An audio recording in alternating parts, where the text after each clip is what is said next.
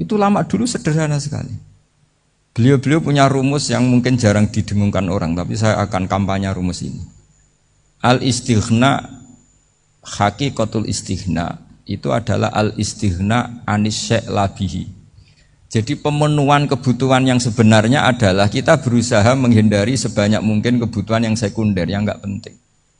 Bukan memenuhi semua yang kita inginkan. Jadi misalnya begini ya, kalau kita lapar, itu keinginan kita itu makan enak apa asal makan? Tentu jawabannya asal makan yang sehat. Tapi kalau nuruti nafsu kita, makannya yang enak, teman makan ya enak. Terus di warung yang favorit. Ini kan satu kebodohan. Kenapa untuk makan saja butuh definisi sekian banyak? Yang kita harus kecewa, warung favoritnya bisa sudah tutup. Atau kita ke sana harus macet. Ribet. Yang benar-benar arif dan bijaksana itu adalah al-istighna anisya. Sesuatu yang tidak mendesak itu jangan jadikan kebutuhan. Sehingga kalau kita puasa misalnya, semua makanan itu enak karena kita sangat lapar. Sehingga Abul Qasim Al-Junaidi ketika ditanya, ma idamu to'am, lauk makanan itu apa? Jawabannya lucu, alju, lapar. Kalau kamu lapar ya semuanya enak. Ini sudah mulai hilang. Kita bilang makan enak itu ya sate, ya gulai, ya pizza yang kita senang. Akhirnya apa? Untuk nikmati nikmatnya Allah itu kita jadi ribet. Apalagi yang orang-orang fasik harus ditemani perempuan yang tidak halal misalnya, atau harus ada ajudan, ribet. Nah pertanyaannya, orang yang ribet sama yang nggak ribet itu pinter mana? Pinter yang nggak ribet. Nah ini kearifan-kearifan yang mulai hilang. Lalu siapa yang bisa mewarisi itu? Ya ulama. Jadi ulama itu cara berpikir sebenarnya simple.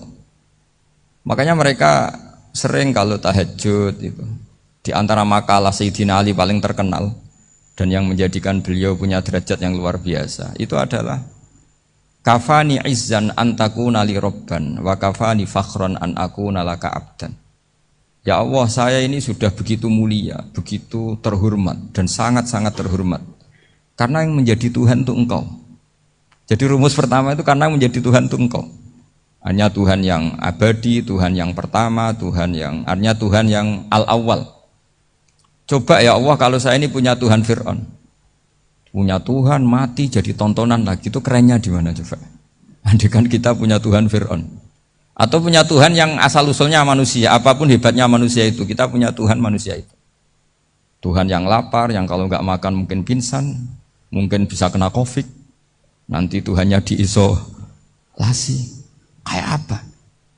Makanya ketika Tuhan Allah menyindir ketuhanan selain Allah itu, Allah hanya menyindir dengan kalimat sederhana, kana yakulanit to'am, yang kamu tuhankan itu masih makan. Artinya kalau nggak makan ya lemes. Jadi lama-lama ada orang gini, alhamdulillah tadi Tuhan mampir ke saya, kelihatannya lapar, setelah tak kasih makan sehat lagi. Susah nggak punya Tuhan yang seperti itu. Beda dengan Tuhan kita, Tuhan yang nggak butuh makan, nggak butuh minum, al-qayyum, zat yang berdiri sendiri tanpa butuh yang lain, al-awwal. Sebelum ada langit bumi sudah ada Tuhan kita yaitu Allah. Bandingkan dengan Tuhan-Tuhan yang dipertuhan yang lain, yang adanya setelah bumi, misalnya Fir'aun dan sebagainya. Sehingga Sayyidina Ali pertama jadi kebanggaan apa? Kafani izzan antakuna li robban. Saya ini keren betul karena punya Tuhan yaitu Engkau. Tuhan yang lahul asmaul husna, Tuhan yang semuanya punya kebaikan, punya keabadian, punya keagungan. Terus wa kafani fakhron an akuna laka abdan, dan saya bangga sekali karena saya menjadi hambamu. Kalau saya jadi hambanya Pak Rektor ribet kan? Sudah tak hormati ternyata nanti tidak rektor. Ya kan ribet kan? Terus pokoknya ribet. Jadi budaknya manusia itu ribet. Makanya ada seorang wali datang ke temannya yang jadi presiden atau jadi raja. Datang ke situ karena tidak punya uang, mau minta uang karena temannya raja. Setelah sampai sana ternyata temannya ini karena orang soleh pas berdoa, ya Allah saya minta ini, minta ini, minta ini. Terus si wali tadi pulang. Kenapa kamu pulang? Ternyata dia sama, masih minta-minta kayak saya. Jadi sederhana dia. Sama-sama minta kamu, minta zat yang kamu mintain katanya. Jadi dulu itu orang itu sebegitu dekat dengan Allah. Sehingga si raja ini terus ketemu wali tadi, tanya, kenapa kamu menyepelekan saya padahal sekarang saya raja. Terus ditanya sama wali tadi, karena temannya, kalau kamu di padang pasir tidak bisa minum dan harus minum 1 gelas, dengan ongkos kamu harus mengasihkan semua kerajaan kamu demi minuman itu. Pilih mana, minuman apa tetap jadi raja? Ya saya milih bisa minum. Saya tidak raja tetap hidup, tapi kalau nggak minum mati. Bagaimana Anda bangga dengan satu kerajaan sing la yusawi kak samain, yang tidak sama dengan segelas air. Jadi artinya terus mereka melihat jadi raja itu ya biasa, jadi presiden biasa, jadi rektor biasa. Karena mereka biasa berlogika, hakikatul izzah itu ya taqarrub ila Allah, yang benar-benar terhormat itu ya dekat dengan Allah. Begitu seterusnya mereka bikin paradok-paradok yang aneh, tapi itu menjadi pelajaran. Bapak saya Ki Nur Salim itu senang baca anekdot Nasiruddin Koja. Itu kalau bikin orang-orang aneh, itu dia datang ke satu pesta, pakai baju lusuh, pakai sarung lusuh atau celana lusuh, sama Sohibul Bait yang punya acara dibiarin. Setelah dibiarin dia pulang pakai jas, pakai dasi, pokoknya keren. Dihormatin, pakai alpat, pokoknya dihormatin, silakan. Pas dia disuruh minum, minumannya itu disokkan saja ke sakunya. Jas, kamu harus minum yang banyak, karena kamu yang dihormati, bukan saya. Terus makanannya semuanya diletakkan di saku, ada yang apa, ayo kamu makan yang banyak. Alpatnya juga gitu, dikasih sate, apa, ayo kamu makan yang banyak. Mereka tidak melihat saya, melihat kamu. Akhirnya orang satu pesta itu istighfar semua, berarti kita ini salah. Terus dia pidato, kenapa kamu uang gitu? Tadi saya datang, orangnya sama. Gara-gara beda pakaian, penghormatannya beda.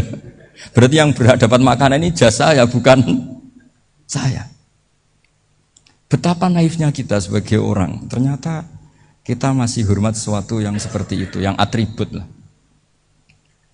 Jadi orang-orang sufi itu orang yang bisa menertawakan dunia. Akhirnya ya, pertama dia dianggap orang gila, masa jas dikasih makan, dikasih minum. Tapi secara fikih dia benar, haram dia makan. Karena pas dia datang dibiarin, setelah pakai jas dikasih makan. Berarti hakikat yang dapat rezeki siapa? Jasnya apa orangnya? Jasnya apa orangnya? Jasnya. Jadi itu orang-orang sufi, kearifan orang-orang dulu itu bisa ngelola hal-hal yang keseharian menjadi luar biasa. Ada seorang wali melihat istrinya makan 1 piring, anaknya makan 1 piring. Ditanya, kalian kenyang? Wah, kenyang sekali. Melihat anaknya minum kopi 1 cingkir, senang. Kalian senang sekali. Wah, kalau senang dengan hal-hal yang murah bisa, ngapain harus senang dengan hal-hal yang mewah? Bodoh sekali saya.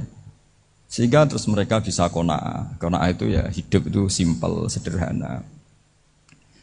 Jadi tentu saya tidak akan ngomong yang muluk-muluk, selain itu tidak bidang saya juga apa ya. Kita ini butuh obat di kondisi Covid seperti ini, butuh kesederhanaan, butuh apa ya, istighna tadi. Kita harus istighna billah an ghairillah. Jadi sudah cukup bahwa Allah ini segalanya.